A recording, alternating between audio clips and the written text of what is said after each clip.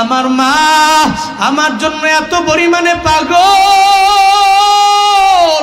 6 বছর বয়সে আমার বাবাই যখন দুনিয়া থেকে বিদায় নেয়, আমার মায় মনে মনে ভাবে অন্য একটা স্বামীর ঘরের মধ্যে গেলে আমি আরামে থাকতে পারবো, শান্তিতে থাকতে পারবো, আমার জীবনটা বড্ড সুন্দর হয়ে যাবে। কিন্তু মায় মনে মনে ভাবে সন্তানের তো জীবন শেষ হয়ে যাবে, তার মাও থাকবে না, বাবাও থাকবে না। আমার মায় অন্যের বাড়ি কাজ করে করে কষ্ট কইরা কইরা আমার স্কুলের মধ্যে পড়াইলো, আমারে কলেজে পড়াইলো, আমারে ভার্সিটির মধ্যে আমার মায় আমারে পড়াইলো। হঠাৎ করে একদিন আমি ভার্সিটিতে যখন পড়তে লাগলাম, আমি বাড়ির দিকে রওনা হয়ে গেলাম। আমি নিয়ত করলাম আমি বাড়িতে যাওয়ার পরে আমার মায়ের সাথে মোলাকাত হয়ে যাবে।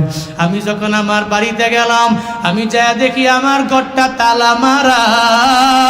আমি ঘরটার তালা মারা দিকে মনে হয় আমার আসমানটা মাথার মধ্যে ভেঙ্গে পড়ল। আমার মায়ে তো এই ঘর ছাড়িয়া অন্য কোনো বাড়ির মধ্যে যায় না, অন্য কোনো ঘরেও যায় না। আমি সঙ্গে সঙ্গে দরওয়াজার মধ্যে গিয়া বারবার মা বলে কাঁদতে লাগলাম। আমার মায়ের কোনো সারা শব্দ নাই। আমি দেখি দরওয়াজাটাও পরিপূর্ণ তালা মারা। পাশের বাড়ির চাচি আম্মা, ওই চাচি আম্মার কাছে গিয়া বললাম, ও চাচি আম্মা, আমার মায়ে কই?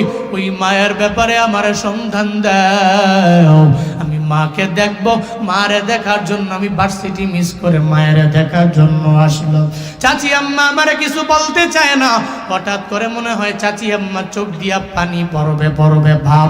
আমারে বলতে লাগলো, ছেলে রে, তোমার মায়ের ব্যাপারে আমি কিভাবে বলবো, আমার ভিতরে আমার জানা নাই। তবে আমি তোমারে বলি, একটু আগে তোমার মা ব্রেন স্ট্রোক করার পরে ধইরা নিয়ে গেছে। এখন সিরাজগঞ্জ মেডিকেল কলেজের মধ্যে মনে হয় তোমার মা আছে। ওই যুবক বলে, হুজুর, আমি এই কথা শোনার পরে মনে হয় আসমান আমার মাথার উপরে, আমার উপরে গাড়ি পড়বে, নাকি আমি অ্যাক্সিডেন্টে দুনিয়া থেকে বিদায় নিয়ে চলে যাব। এই চিন্তা আমার নাই। আমি দৌড়ে দৌড়ে রওনা হয়ে গেলাম। আমি রাস্তা দিয়া দৌড়াই আর চিন্তায় পড়ে থাকি, আমার মা বুঝি আমার সাইরা চলে যাবে, আমার বাবা দুনিয়ায় নাই। যদি মাও চলে যায়, তাহলে আমি কারে মা বলে ডাকবো, কারে আমি বাবা বলে ডাকবো? ওই যুবক বলে, হুজুর গো, এরপরে আমি দৌড়ে যখন মেডিকেল কলেজের মধ্যে গেলাম, ওখানে যাওয়ার পরে আমি দেখি শয্যাশায়ী বেডের ভিতরে আমার মায়ের শুয়ে দেওয়া হয়েছে। একটু একটু কথা বলতে পারে। আমি মায়ের পাশে গিয়ে ওই বেডের পাশে বসলাম। আমি আমার মাকে বললাম, আমার ছেড়ে মা তুমি কোথায় রওনা হয়েছো?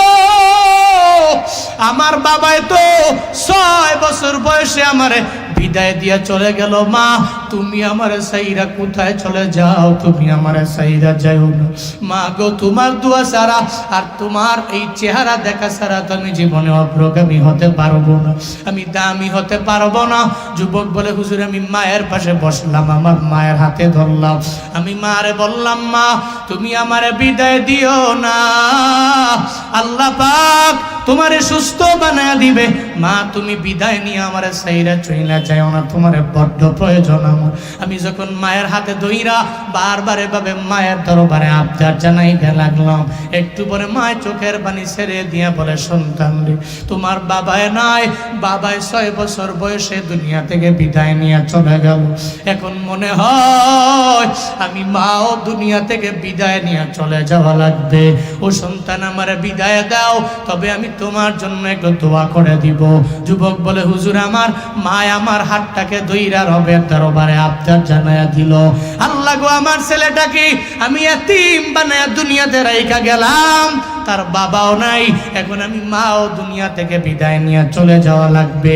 তবে আল্লাহ গো, আমি মা সন্তানের জন্য দোয়া কইরা দিলাম, তারে তুমি দুধে ভাতে খাওয়াইও, তার সম্মান বাড়ায়া দিও, তার ইজ্জত বাড়ায়া দিও, তার সম্মানটা বাড়ায়া দিও। যুবক বলে, হুজুর, আমার তো কোনো পাওয়ারে আমি চলি না। ওই যে শয্যাশায়ী বেডে আমার মায়ের শুয়া অবস্থায় আমার হাত ধইরা রবের দরবারে দোয়া কইরা দিল। ওই মায়ের দোয়ায় আল্লাহ আমার এত পরিমাণে দামি বানায়া দিল। এখন আমার ব্রাহ্মণবাড়িয়া শহরেও ফ্ল্যাট আছে, আমি ঢাকার শহরের মধ্যে 2-3টা ফ্ল্যাটের মালিক হয়ে গেলাম। আমি দামি গাড়ি ইউজ করি, ব্যবহার করি, কিন্তু আমি বাড়ি গেলে আমার মায়ের চেহারা আমি দেখতে পারি না, আমার বাবারেও আমি পাই না। আমি চাইলেই তো এখন আমার মায়ের দামি দামি ফল কিনা খাওয়াইতে পারি, কিন্তু আমার কপাল বড় খারাপ, আমার মা তো আমার বিদায় দিয়ে চলে গেছে। ও যুবকেরা, যেদিন মা হারাইবে ওদিন তুমি টাকাওয়ালা হবা, বাড়ির মালিক হতে পারবা, কিন্তু মায়ের বাবা না। ওদিন টাকা থাকলেও একটু দামি ফল মায়ের কিনা খাওয়াইতে পারবা না। মা কবরে চলে গেলে ওদিন চোখের পানি ফালায়া কান্না করে লাভ নাই। মায়ার নবী বলছেন, ও আত আর রাসূল জাওজাতাহু ওয়া আক্কা উম্মাহু, আমার উম্মতেরা এমন হবে এরা বউরে প্রায়োরিটি দিয়ে দেন, মায়ের মনের মধ্যে আঘাত দিয়া দিবে। নিয়ত করে নাও, জীবনে কোনোদিন মায়ের মনের মধ্যে আঘাত দেওয়া যাবে না। মাঝে মাঝে আমারে বলে কেমনে দৌড়ান, কেমনে পারেন, কেমনে বয়ান করেন। আমি বলি শুধু আমি না, সারা দেশে সারা বিশ্বের স্কলাররা যে দৌড়ায়, এদের ব্যাকগ্রাউন্ডে কি আছে জানো? কেউ তো ইলমের পাওয়ারে দৌড়ায় না, আমলের পাওয়ারে দৌড়ায় না, হিলমের পাওয়ারে দৌড়ায় না। সবারই পেছনে দেখবা আমার মাওলার দয়া, 2 নম্বরে এদের মা বাবার দোয়া, ঠিক কিনা? মানুষ মাঝে মাঝে বলে, ওদিনও চাপাই প্রোগ্রামে একদিনের সফরে চাপাই গেছে, আনশিডিউল প্রোগ্রাম চাপাই, তো ওখানে ভোলাহাটে প্রতি বছর যাই, মাদ্রাসার হুজুররা দর্শে যাইতে হবে। তা আমি রওনা হলাম। রাজশাহীতে বন্ধু বান্ধবরা আছেন, তো রাজশাহীর বন্ধু বান্ধবরা বলতেছে, বন্ধু আমরা তো মনে করছি তুমি চাপাই যেহেতু আসছো, অন্তত পক্ষে 2-3 দিন তো থাকবাই, কারণ এত দূরে আইছো, কেমনে সফর করে যাইবা? আমরা তো একদিন ঢাকায় গেলে 2 দিন ঘুমাই, 2 দিন ঘুমাই, এরপরে ঢাকা থেকে আবার ফিরি, আমরা পারি না। তো আমি মনে করছি কি, আমরা মনে করছি তুমি আমাদের সময় টময় দিবা, রাজশাহী সিটি সুন্দর, একটু ঘুরবো। আমি কইলাম যে আজকে চাপাই, কালকে বয়ান তো মুন্সিগঞ্জে। কই বন্ধু কেমনে পারো? আমি কই আমার কোনো কামালিয়াত নাই, কোনো পুঁজি নাই, শক্তি নাই, তোমার চাইতে আমি বেশি খাই এমন না, তোমার সাথে আমি দামি, তোমার চাইতে দামি খাবার খাই এমনও না, আমি তোমার চাইতে আরো বেশি পাওয়ারফুল ম্যান এমন নয়। আমি আমার রবের দয়ায় দৌড়াই, আমার পিতা মাতার তাহাজ্জুদের নামাজের দোয়ার পাওয়ারে দৌড়াই। পৃথিবীর ইতিহাসে যারা কামিয়াব হয়ে গেছে, মনে রাখবেন এদের ব্যাকগ্রাউন্ডে আমার রবের দয়া, 2 নম্বরে মা বাবার দোয়া।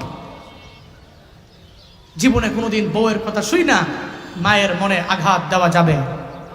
যাবে যাবে যাবে। বউ বউর জায়গায় থাকবে, শাশুড়ি শাশুড়ির জায়গায় থাকবে, শ্বশুর শ্বশুরের জায়গায় থাকবে, আপনার শ্যালক শ্যালকের জায়গায়, আপনার মা আপনার মায়ের স্থানে, আপনার বাবা আপনার বাবার স্থানে। আল্লাহ পাক আপনাকে আকল নামক আদালত দিয়েছেন, আপনি বিবেক খাটাবেন, যাকে যেই স্থানে রাখার প্রত্যেককে তার স্বস্থানে রাখবেন। আল্লাহ তৌফিক দান করুন, জোরে পড়েন আমিন।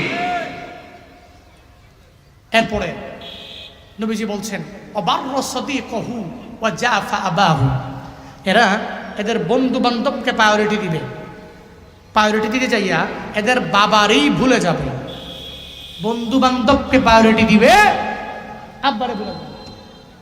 যেমন আছে না, বন্ধু বন্ধুরে কয়, এই বন্ধু 1.5 লাখ টাকা লাগবে এটা বাইক কেনার জন্য, দিবানি?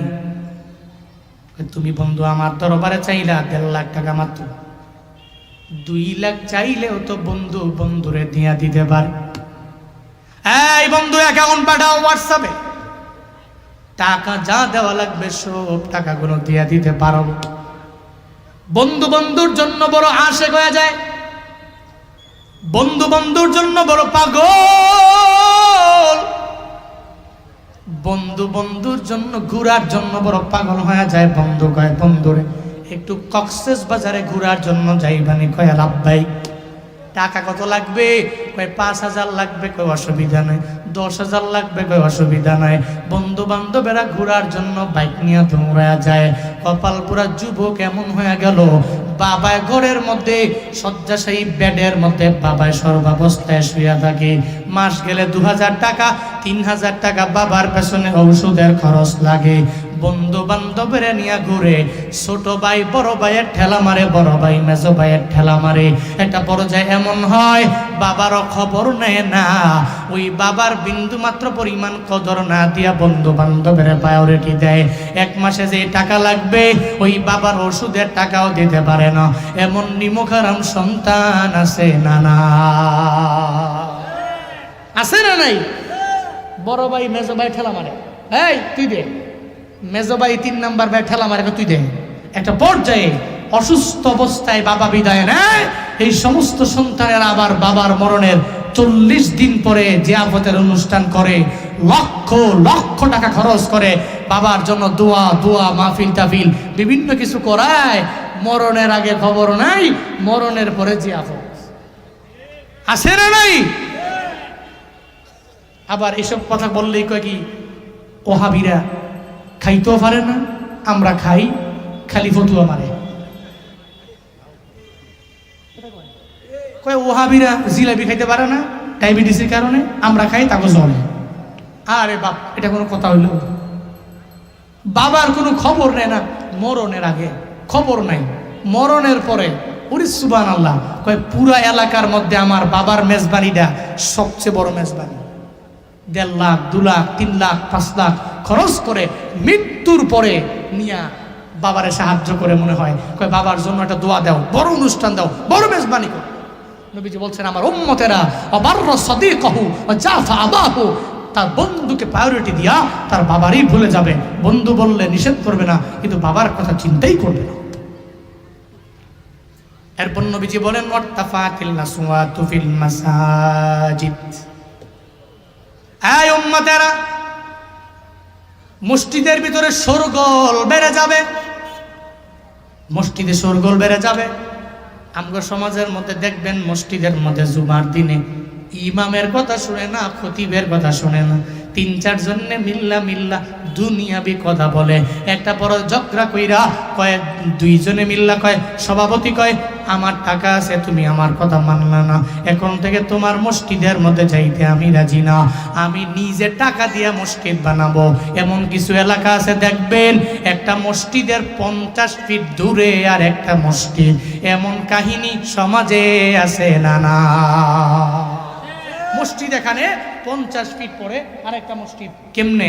কয় জুমার দিনে ঝগড়া লাগছে, ঝগড়া লেগে সভাপতি কয় আমার পাওয়ার জানো, টাকা আছে জানো না, আমার কথার উপরে দিয়ে কথা কইছ। কয় কি এই ইমাম বাদ দে। দল হয়ে গেছে 2টা, এক দল কয় না ইমাম থাকবে, আর এক দল কয় না ইমাম থাকতে পারবে না। একটা পর্যায়ে দল হইয়া মসজিদ থেকে বের হয়ে যায় 50 ফিট দূরে কয় তোর মসজিদে নামাজ না পড়লে কি হইব, আমার কি টাকা নাই, আমি মসজিদ বানাবো। জোর কইরা টাকার বলে মসজিদ বানায়, 50 ফিট দূরে দূরে মসজিদ। নবীজি বলছেন উম্মতের এমন একটা হালাত হবে, মাসাজিদুহুম আমিরা ওয়া হিয়া খারাবুম মিনাল হুদা, এদের মসজিদগুলো হবে বড় সুন্দর, এত সুন্দর, ওয়া হিয়া খারাবুম মিনাল হুদা, কিন্তু মসজিদের মধ্যে মুসল্লি খুঁজে পাওয়া যাবে। এটা হিদায়াত থেকে শূন্য হবে। এলাকার মধ্যে বড় দামি দামি মসজিদ, কিন্তু ফজরে মুসল্লি নাই, জোহরে মুসল্লি নাই, আসরে নাই, মাগরিবে নাই, আশায় নাই।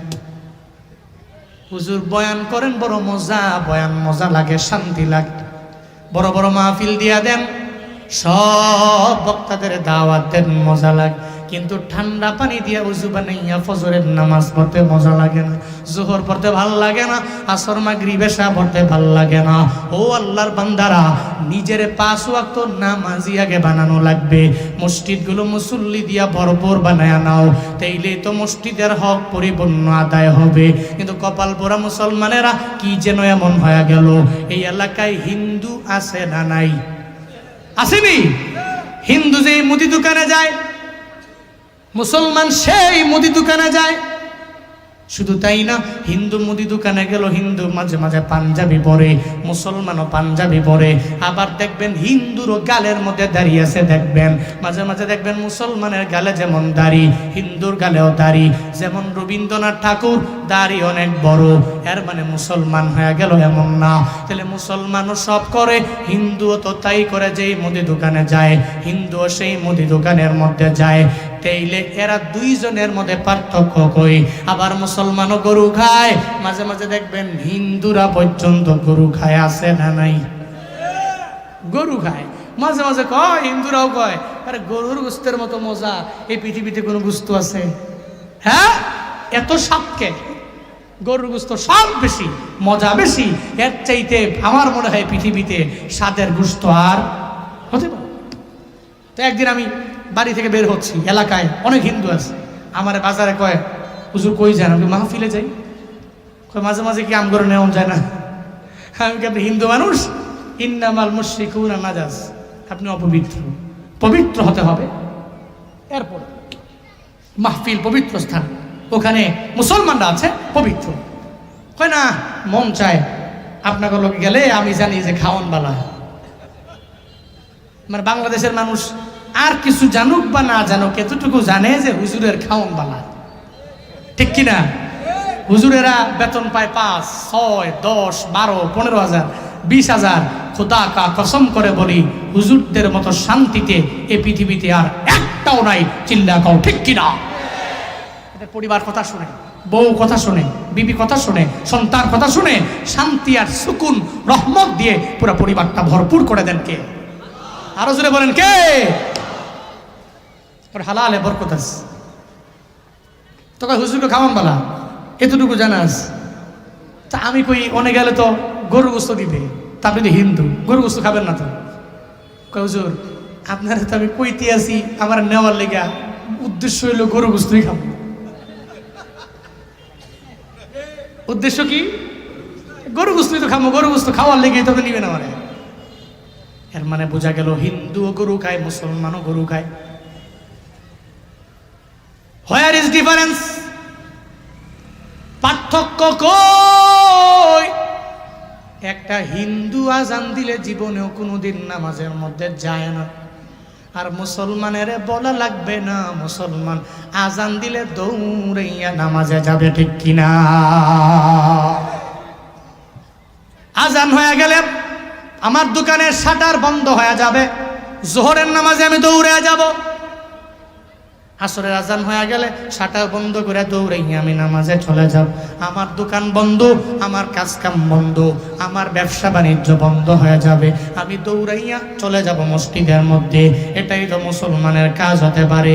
নবীজি বলেন আমার উম্মতের এমন একটা সময় চলে আসবে, উম্মতেরা মসজিদের মধ্যে শোরগোল বেড়ে যাবে, মসজিদের সংখ্যা বাড়বে, কিন্তু এটা খরাব মিনাল হুদা, হেদায়েত থেকে পরিপূর্ণ হেদায়েত থেকে শূন্য হয়ে যাবে।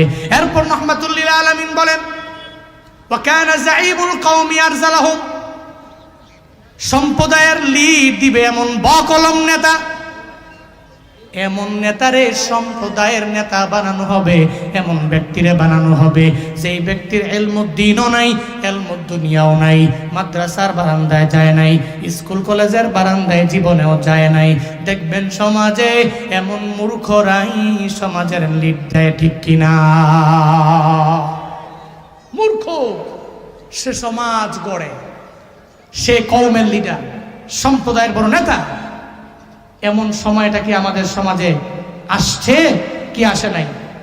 কথা বলেন না কেন? আসছে কি আসে নাই? ওয়াকানা যাইমুল কওম আরজালাহুম, নবীজি বলছেন তা কওমের নেতা তাকে বানানো হবে, তাকে সম্মান করা হবে এমন ব্যক্তি যার ভিতরে ন্যূনতম পরিমাণ জ্ঞান নাই। বকলম ব্যক্তিটা সমাজের লিড দিবে, এটা তো কিয়ামতের আলামত।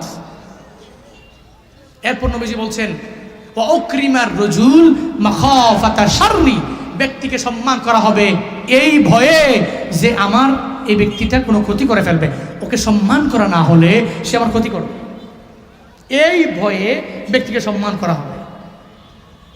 আমার এলাকার এমপির নাম যদি আমি পোস্টারের ওপরে না দেই, তাহলে আমার মাহফিলের পারমিশন পাওয়া যাবে না, অনুমতি পাওয়া যাবে না। এমন একটা হালাত হয়ে গেল, আমার এলাকার বড় লিডার ওর নাম যদি উপরে না দেয় তাহলে আমার মাহফিল হবে না, পারমিশনও দেওয়া হবে না, আমার অনুমতিও দেওয়া হবে না। আমার এলাকায় একটা বড় মাহফিল হয়, প্রতি বছরে মাহফিলটা বড় হইতো। একটা পর্যায়ে ওই মাহফিলে বাংলাদেশের একজন পরিচিত আলোচককে দাওয়াত দেওয়া হলো। ওনার নামটাও পরে এলাকার এমপির নামটা নিচে দেওয়ার কারণে একজন ব্যক্তি পোস্টারটা ছিঁড়ে ফেললো। হঠাৎ করে এলাকার লোকেরা, ওই কমিটিরা খেপে গেল, আমার পোস্টার তুমি কেন ছিঁড়লা? এবার ওই লোক ভয় পেয়ে গেল, আমি পোস্টার ছিঁড়া বড় বিপদে পড়লাম, এখন তো একটা চিন্তা আমার বের করা লাগবে। দৌড়ে এমপির কাছে গিয়ে এমপির পায়ের নিচে পড়ে গেল। ওই এমপি গো, একটা কাজ করলাম, আমি এদের বড় মাহফিলের বড় হুজুরের ওহাবি গো মাহফিলের পোস্টার আমি ছিঁড়ে ফেললাম, এদের বড় হুজুরের নামও পড়ে দেওয়া। কেন ছিঁড়ছো? কয় আপনার নামটা নিচে, এদের বড় হুজুরের নামটা উপরে, আমি এটা সহ্য করতে পারি নাই। কই আপনার নাম নিচে আর এদের বড় হুজুরের নাম কই উপরে, এটা আমি সহ্য করতে পারছি না। আর এই যে ব্যক্তিটা, উনি নিজেকে একজন আলেম দাবি করে এবং একটা মসজিদের ইমামও করে, উলামা লীগ। কি লীগ করে? হ্যাঁ, যা মন চায় তাই করুক, হ্যাঁ ওলামা লীগ করুক, অথবা জাহান্নামে যাক, জান্নাতে যাক, জেনে মন্দিরে না যাক, কিন্তু বেচারা মাহফিল করবে। এই মাহফিলের পোস্টার ছিঁড়ার একজন আলেম হয়ে, একজন জ্ঞানী ব্যক্তি হয়ে একজন মাহফিল করতেছে, পোস্টার দিকে ছিঁড়া, এটা তো করে হচ্ছে অবুঝ ছেলেরা, যারা বুঝে না, কদর জানে না, সম্মান করতে পারে না। সে তো বুঝবান মানুষ, সে তো নিজেকে আলেম দাবি করে, সে তো ইমাম, একটা মসজিদে নামাজ পড়ায়, আবার খুতবাও দেয়। এই ব্যক্তি ছিঁড়ছে, বিপদে পড়ে গেছে, মানুষে কি জব দিমু? এমপির কাছে গিয়া মোটামুটি দামি কুমিল্লার মাতৃভান্ডার নিছে, দামি দামি মাছ কিনা এমপির কাছে গিয়া কয়, কামারটা করে লাইছি, ছিঁড়া লাইছি। কেন ছিঁড়ছ? আমনের নামটা নিচে দিছে তারা, তাকে হুজুরের নামটা উপরে দিছে, এটা মানতাম পারছি না। তো ভালো করছো, কও কি তুমি আমার এত ভক্ত কইয়া গেছো না? আমার নাম নিচে দেখার পরে পোস্টার ছিঁড়ছ, যাও তোমার শেল্টার যা দেওয়ার আমি দিব। উল্টো ওই মাহফিলের কমিটির কোনো দোষ নাই, বক্তাও কোনো অন্যায়, কোনো অবিচার করছে, জুলুম করছে, বক্তা উল্টাপাল্টা করছে, এমনও কোনো দোষ নাই। ওই মাহফিল বন্ধ কইরা ওই হুজুরের তো কোনো বিচারই হয় নাই, উল্টা মাহফিল কমিটিকে একদিনের জন্য জিন্দানখানায় নিয়ে বন্দি করা হয়েছে। ব্যক্তিকে সম্মান করা হবে এই ভয়ে যে এই ব্যক্তির নাম না দিলে আমার মাহফিলের ক্ষতি হবে, আমার মসজিদ বন্ধ হবে, আমার মাদ্রাসা তালা মারবে, এই জন্য এই ব্যক্তিকে সম্মান করা হবে। এই সময়টা আমাদের সোসাইটিতে আসছে কি আসে নাই? সবাই বলতে হবে আসছে কি আসে নাই? এরপর নবীজি বলছেন, অসুরি বাতিল খমু, আমার উম্মতের মাঝে মদ বেড়ে যাবে, এরা মদ্যপান বেশি করবে, মদ খায়া টাল হইয়া বিবিরে যায় কবে আম্মা, আম্মারা যায় কবে বউ। মদ খাইলে তো এমনই, দুই বন্ধু ঢাকার শহরে মদ খায়া কাঁধে কাঁধ মিলে দুই বন্ধু হাঁটতেছে, তো একটা পর্যায়ে বন্ধু বন্ধু গুলিস্তানের 10 তলাই বড় বিল্ডিং গুলো রাস্তার মাঝে কেমনে এলো? মদ করতো দুইজনই, এক বন্ধু আরেক বন্ধুরে কয় রাস্তার মাঝখানে এলো কেমন? হে বন্ধু কয়, হ হাসাই তো। বন্ধু তুমি তো হাসাই কইছো, 10 তলা বিল্ডিং গুলো থাকবে রাস্তার পাশে, এটা মাঝখানে কে? চলো দুইজনে মিলে ধাক্কায় সোজা করে দিই, রাস্তার পাশে নিয়ে দিই। দুইজনে মিললে মদ খায়া টাল হইয়া এমন জোরে ঢাকাইতেছে, কয় বিল্ডিং সরে এলাম। বিল্ডিং ঢাকাইয়া একটু পরে দেখে গেছে শরীরে ঘাম দিয়া লাইছে, গরম না, মট্টত খাইয়া আইসে, আবার ঠেলতেছে, ঘাম দিয়া লাইছে। কয় বন্ধু তাহলে কাপড় চোপড় খুইলা আবার ঠেলি। মদখোর দুই বন্ধু কাপড় চোপড় খুইলা গুলিস্তানের রাস্তার মধ্যে রাখছে। গুলিস্তানের চোর তো হলো ছেঁচরা চোর, এর কথা হইলো সিরা জুতা পাইলেও তো নিলে 2 টিয়া বেচলে কে দেয়? সিরা যদি বা শার্ট পাই, এরপরে গুলিস্তানে এগুলো চলে, কোনো অসুবিধা নাই, কালকে দিন হইলেই বেচা যাইব। সুরে করছে কি, 2 মদখোরের কাপড় চোপড় লইয়া দিছে, তো হেরা এই দিক দিয়ে ঠেলতেছে। একটা পর্যায়ে ঠেলতে ঠেলতে এক বন্ধু আরেক বন্ধুর কয়, বন্ধু পিছনে দেখ, আমরা ঠেলতে ঠেলতে এত দূরে নিয়ে আইছি, এখন কাপড়গুলোও দেখা যায় না। তো ঠেলা বাদ দে, কাপড় বেরা বাজে গিয়ে মদ খায়া টাল। এই জন্যই এটা হালাল না হারাম? মদ্যপান হালাল না হারাম? ইন্নামাল খামর ওয়াল মাইসির ওয়াল আনসাব ওয়াল আজলাম রিজিসুম মিন আমালিশ শাইতান ফাজতানিবুহু। আল্লাহ পাক চারটি আয়াতের মাধ্যমে এই মদকে হারাম করেছেন। আল্লাহ বলছেন ইন্নামাল খামর, মদ, ওয়াল মাইসির, জুয়া, ওয়াল আনসাব, প্রতিমা, ওয়াল আজলাম, লটারি, রিজিসুম মিন আমালিশ শাইতান। এটা কোনো মুমিনের কাজ নয়, এটা শয়তানের কাজ। ফাজতানিবুহু, তোমরা এগুলা থেকে বিরত থাকো। এই আয়াতের মাধ্যমে আল্লাহ পাক মদকে হারাম করেছেন। এজন্য মদ্যপান কি যারা করি ধরে রাখবো না ছাড়বো? আল্লাহ তৌফিক দান করেন, সকলেই পড়ি আমিন। অলুবিসাল হারির আজান দিচ্ছে, টাইম হয়ে গেছে। অলুবিসাল হারির, রেশমি কাপড় বেশি পড়বে। শেষ অত্তকিজাতিল কয়নাতুল মাআজিব, বাদ্যযন্ত্র বেড়ে যাবে, গায়ক গায়িকা বেড়ে যাবে। ওয়ালানা আখিরু হাযিহিল উম্মতি